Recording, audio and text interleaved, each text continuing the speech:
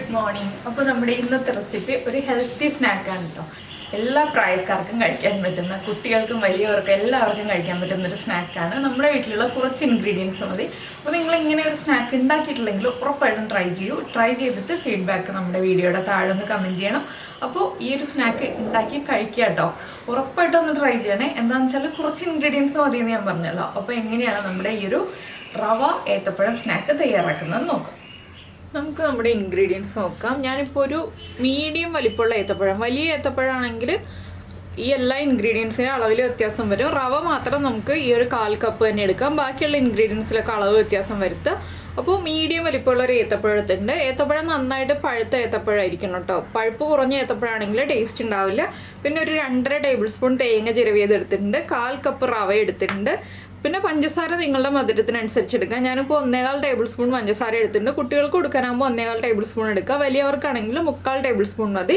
പിന്നെ കാഷ്യൂനട്ട് റൈസിൻസൊക്കെ നമ്മുടെ ടേസ്റ്റിനനുസരിച്ച് നമുക്ക് എത്രത്തോളം വേണോ അതിനനുസരിച്ച് എടുക്കുക. ഒരുപാട് വേണ്ട, കുറച്ച് മതി. അപ്പോൾ നമുക്ക് ആദ്യം ഈ കാഷ്യൂനട്ടും റൈസിൻസും ഒന്ന് റോസ്റ്റ് ചെയ്ത് മാറ്റി വയ്ക്കാം. അതിനുശേഷം ഓരോന്നായിട്ട് റോസ്റ്റ് ചെയ്തെടുക്കാം. റോസ്റ്റഡ് റവയാണെങ്കിൽ ഒരു 3 മിനിറ്റ് റോസ്റ്റ് ചെയ്യുക. റോസ്റ്റ് ചെയ്യാത്ത റവയാണെന്നുണ്ടെങ്കിൽ 5 മിനിറ്റ് റോസ്റ്റ് ചെയ്യുക കേട്ടോ. എന്താണെന്ന് വെച്ചാൽ റോസ്റ്റഡ് റവയാണെന്നുണ്ടെങ്കിൽ നമുക്ക് ഒരുപാട് സമയം കുക്ക് ചെയ്യേണ്ട ആവശ്യമില്ല. റോസ്റ്റ് ചെയ്യാത്ത റവയാണെന്നുണ്ടെങ്കിൽ നന്നായിട്ട് കുക്ക് ചെയ്തെടുത്തില്ലെങ്കിൽ ആ ഒരു റവയുടെ പച്ച ചുവ ഉണ്ടാവും. അതുകൊണ്ടാണ് നമ്മൾ കൂടുതൽ സമയം കുക്ക് ചെയ്യാന്ന് പറയുന്നത്. ഞാനിപ്പോൾ റോസ്റ്റഡ് റവയാണ് എടുത്തിരിക്കുന്നത്. അപ്പോൾ ആദ്യം നമുക്ക് നമ്മുടെ കാഷ്യൂനട്ടും റൈസിൻസും ഒന്ന് റോസ്റ്റ് ചെയ്തെടുക്കാം. അപ്പോൾ നമ്മൾ പാൻ ചൂടാക്കാൻ വെച്ചിട്ടുണ്ട്. പാനിലേക്ക് നമുക്ക് 1 ടേബിൾ സ്പൂൺ നെയ്യ് ചേർത്ത് കൊടുക്കാം.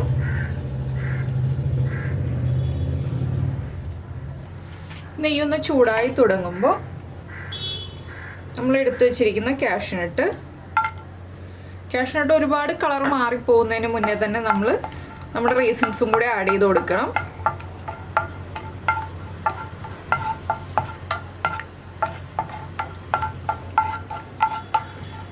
കാഷ്യൂനട്ട് ഒന്ന് ചൂടായി തുടങ്ങി വരുമ്പോൾ തന്നെ നമ്മൾ റൈസിൻസ് ചേർത്ത് കൊടുക്കാം കേട്ടോ. പിന്നെ നിങ്ങൾക്ക് കാഷ്യൂനട്ട് നന്നായിട്ട് ബ്രൗൺ ആവുന്നതാണ് ഇഷ്ടം എന്നുണ്ടെങ്കിൽ അതനുസരിച്ച് കളർ മാറുന്നതിനനുസരിച്ച് റൈസിൻസ് ആഡ് ചെയ്ത് കൊടുക്കാം. അപ്പോൾ ഞാൻ അധികം കാഷ്യൂനട്ട് ഡാർക്ക് കളർ ആക്കാറില്ല. അതുകൊണ്ടാണ് കാഷ്യൂനട്ട് വല്ലാതെ കളർ മാറുന്നതിന് മുന്നേ തന്നെ റൈസിൻസ് ആഡ് ചെയ്ത് കൊടുക്കാമെന്ന് പറഞ്ഞത്.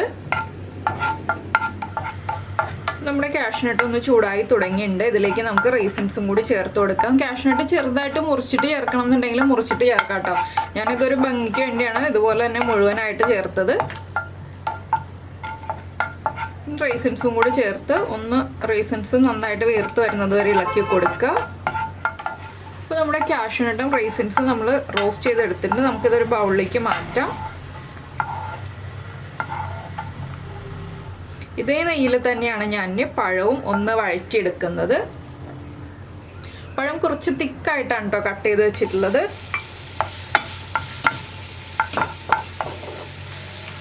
ഇത് കണ്ടോ, കുറച്ച് വലിപ്പമുള്ള തിക്നെസ് ഉള്ള പീസുകളായിട്ടാണ് നമ്മൾ പഴം കട്ട് ചെയ്ത് വെച്ചിട്ടുള്ളത്. ഇനി പഴം ഒന്ന് നന്നായിട്ട് കളർ മാറി വരുന്നത് വരെ നമ്മളൊന്ന് ഇളക്കി കൊടുക്കുക. 2ആയിട്ട് നീളത്തിൽ കട്ട് ചെയ്തിട്ട് പിന്നെ കുറുകെ കട്ട് ചെയ്തെടുത്തിരിക്കുകയാണ്.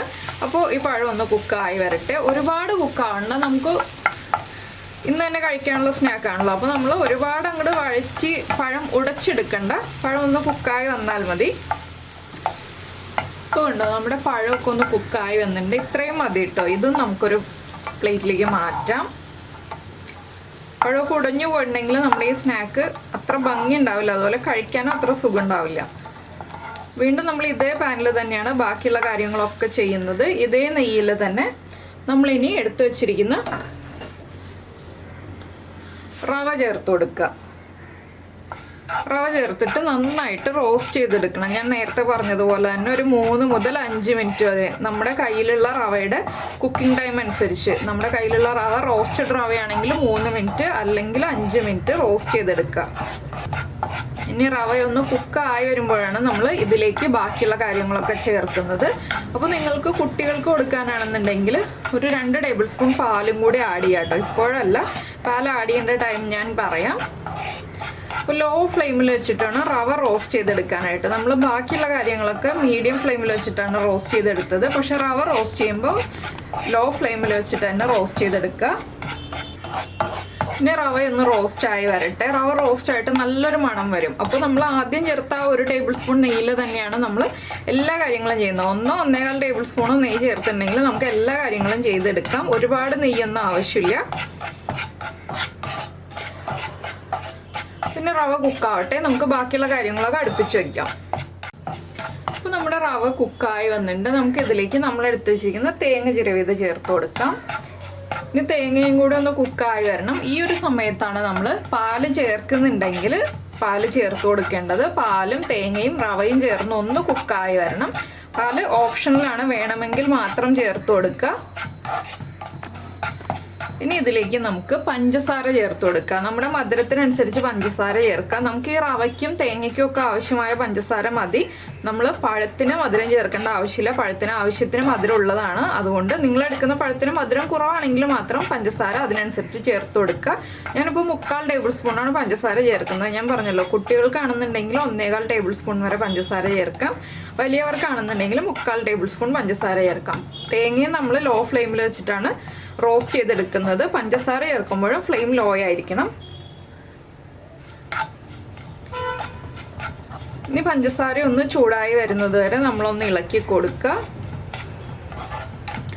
നന്നായിട്ട് മെൽറ്റായി വരണ്ട, ഒന്ന് ചൂടായി തുടങ്ങുമ്പോൾ നമ്മൾ നേരത്തെ റെഡിയാക്കി വെച്ചിരിക്കുന്ന പഴം ഇതിലേക്ക് ചേർത്ത് കൊടുക്കാം. പഴം ചേർത്ത് പഴത്തിലേക്ക് നന്നായിട്ട് റവയും തേങ്ങയും ഒക്കെ മിക്സ് ആയി വരുന്ന രീതിയിൽ നമ്മളൊന്ന് ഇളക്കി കൊടുക്കുക. വളരെ ഈസിയാണ് ഈ ഒരു സ്നാക്ക് റെഡിയാക്കാൻ. അപ്പോൾ നിങ്ങൾ ഇതുപോലെ തയ്യാറാക്കി നോക്കിയിട്ടില്ലെങ്കിൽ ഉറപ്പായിട്ടും ട്രൈ ചെയ്ത് നോക്കൂ. കുട്ടികൾക്കൊക്കെ നന്നായിട്ട് ഇഷ്ടപ്പെടും. ആ റവയുടെ ഒരു നല്ല ക്രിസ്പിനെസ്സും പഴത്തിലെ ഇതൊക്കെ നന്നായിട്ട് റവയൊക്കെ പിടിച്ചു വരുമ്പോൾ നല്ല ടേസ്റ്റാണ് ഇത് കഴിക്കാൻ. ഒരുപാട് സമയം എടുക്കില്ല. അതുപോലെ തന്നെ അധികം ഇൻഗ്രീഡിയൻസും വേണ്ടല്ലോ. നമ്മുടെ വീട്ടിലുള്ള കുറച്ച് ഇൻഗ്രീഡിയൻസ് ഉപയോഗിച്ച് വളരെ എളുപ്പത്തിൽ തയ്യാറാക്കാൻ പറ്റുന്ന റെസിപ്പിയാണ്. അപ്പോൾ എല്ലാവരും എന്തായാലും ട്രൈ ചെയ്ത് നോക്കാം കേട്ടോ. ട്രൈ ചെയ്തിട്ട് നിങ്ങളുടെ ഫീഡ്ബാക്കൊക്കെ അറിയിക്കുക. അതുപോലെ തന്നെ നിങ്ങൾക്ക് ഇഷ്ടമായ റെസിപ്പി ആണെങ്കിൽ നിങ്ങളൊന്ന് നമ്മുടെ വീഡിയോയുടെ താഴെ കമൻറ്റ് ചെയ്യാനും അതുപോലെ വീഡിയോ ഒന്ന് ലൈക്ക് ചെയ്യാനും മറന്നു പോകരുത്. അപ്പോൾ ഇത് ഒന്ന് ചൂട് മാറിയിട്ട് കഴിക്കാം കേട്ടോ. ചൂടോടെ കഴിക്കുന്നതിനേക്കാൾ ടേസ്റ്റ് ചൂട് മാറിയിട്ട് കഴിക്കുകയാണ്. ഇപ്പോൾ പഴത്തിലേക്ക് ആ റവയൊക്കെ നന്നായിട്ട് പിടിച്ചു വന്നിട്ടുണ്ട്. ഇനിയിപ്പോൾ ഞാൻ സെർവ് ചെയ്യാൻ പോവാണ്. ഒരു സെർവിങ് ബൗളിലേക്ക് നമുക്ക് മാറ്റാം.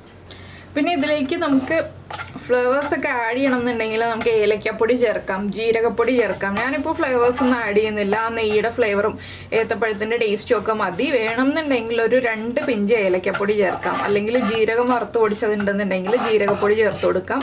അതൊക്കെ നമ്മുടെ ചോയ്സാണ്, വേണമോ വേണ്ടയോ എന്നുള്ളത്. ഇപ്പോൾ പഞ്ചസാരയുടെ ആ ഒരു കോട്ടിങ്ങും അതുപോലെ തന്നെ നമ്മുടെ റവയുടെ കോട്ടിങ്ങും ഒക്കെ ആയിട്ട് നമ്മുടെ പഴം നല്ല ടേസ്റ്റിൽ ഇരിക്കുന്നുണ്ട്.